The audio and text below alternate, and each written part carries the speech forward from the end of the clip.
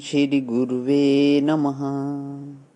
ऐंकार हिंकार रहस्ययुक्तो श्रृंकार गुणार्थ महाविभूत्य ओंकार मर्मः प्रतिबोधिकाभ्यां नमो नमः श्री गुरुपादुकाभ्यां।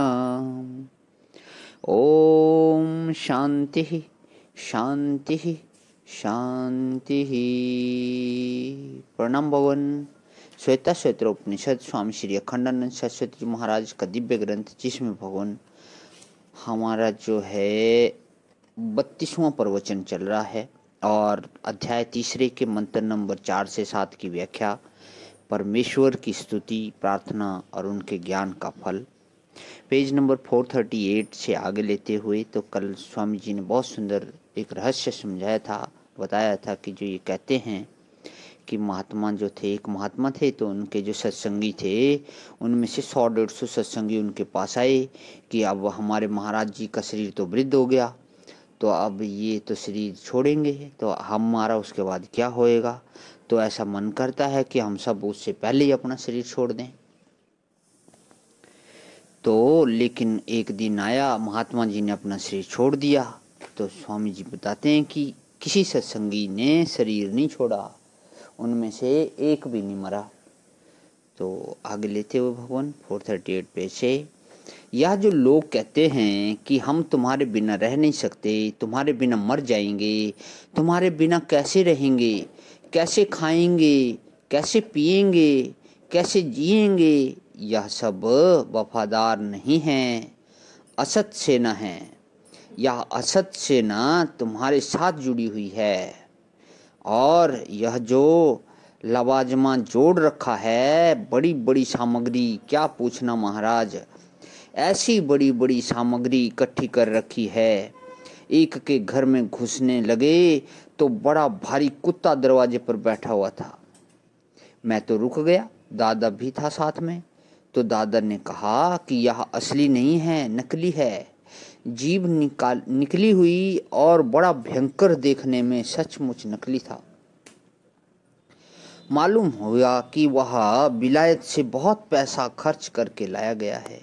एक मूर्ति दिखाई उन्होंने कि मैंने 10,000 रुपये में यह मूर्ति खरीदी है।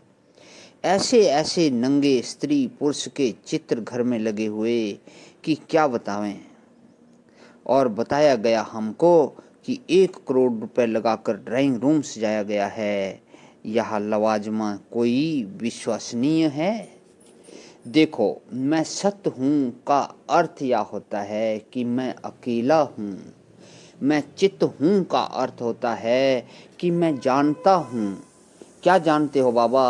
अरे मैं हूँ, इतना ही जानता हूँ, बस, इसके सिवाय और कुछ नहीं। और मैं आनंद हूँ का अर्थ है कि मैं स्वयं अपना प्रिय हूँ। कोई दूसरा तुम्हारा प्रिय नहीं है। कोई तुम्हारा प्रिय है? कौन तुम्हारा प्रिय है? कहाँ फंसे हुए हो? बिल्कुल बेकार बात है। गोपियों का एक प्रसंग है, पर उसको तो मैं अभी नहीं कहूँगा, क्योंकि ये वेदांती लोग कहेंगे कि वेदांत के प्रसंग में गोपियों की चर्चा करने लगे। हाँ, तो बचपन से अब तक आप देख लो, कम से कम 10 दफ़ा आपको यह भ्रम हुआ होगा कि हमारा अमुक से प्रेम हो गया है। वह बिछुड़ गया कि मर गया तो उससे प्रेम छूट गया, और दूसरे से हो गया, और दूसरा छूट गया तो तीसरे से हो गया, तीसरा छूट गया तो चौथे से हो रहा है। असल में यह प्रियता संसार में और कहीं नहीं है। मैंने सुना है कि अमृतसर में महात्मा लोग जाते हैं तो हर चौमासे में वहाँ के लोग दूसरा गुरु बना लेते हैं। बोलते हैं कि बस बस, असली महात्मा इस बार आया है। पिछली बार जिसको गुरु बनाया था वह तो झूठा था, अब की जो आया है वह बिल्कुल सच्चा है। यह क्या है? असल में ना कोई सत्य है, ना कोई चित्त है, ना कोई प्रिय है जिसके साथ हम जुड़ते हैं।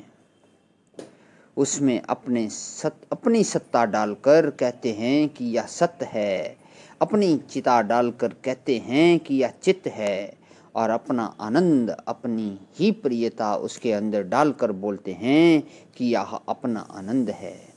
तो मैं हूँ, मैं जानता हूँ और मैं प्रिय हूँ। इतना जान लेने मात्र से किसी का कोई कल्याण नहीं होता। कि तब अरे भाई, मैंने यह जाना कि मैं हूँ, मैं जानता हूँ, मैं आनंद हूँ, मैं सच्चित आनंद हूँ, तब भी हमारा कल्याण नहीं हुआ। और माना तब भी नहीं हुआ, और जाना तब भी नहीं हुआ। तो बोले कि यह बड़ी विलक्षण बात है। माना तब तो मान्यता हुई, मानने को तो तुम आंख बंद करके कुछ भी मानने को स्वतंत्र हो। वह तो मानने की बात हुई। और रही बात जानने की, तो तुमने अपने सच्चिदानंद को जाना, परंतु ब्रह्म जाना कि नहीं जाना। प्रणाम भवन। आज यहीं पे विराम। ओम शांति शांति शांति। प्रणाम भवन।